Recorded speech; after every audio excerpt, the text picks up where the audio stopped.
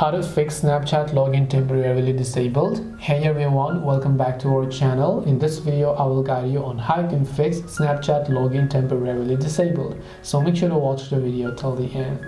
In order to fix Snapchat login temporarily disabled, it's actually quite simple. Let's say you're trying to log into Snapchat app, it's not letting you log in. What I want you to do is don't try from the same page again and again. Long press on Snapchat, tap the I button and just go to storage and make sure to clear the data. Once you've done that process, what I want you to do is just switch your network. If you're using Wi-Fi and you have some other Wi-Fi available, you can try to switch to those, or you can also try to switch to cellular data. If you don't have cellular data, then in that case you can just try using a VPN.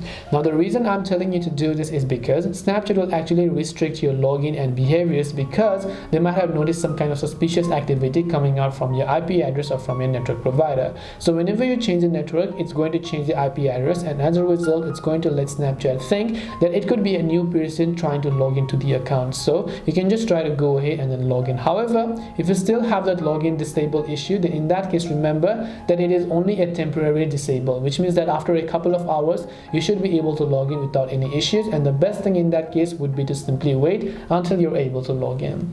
This way you can fix Snapchat login temporarily disabled. Hope this video was helpful.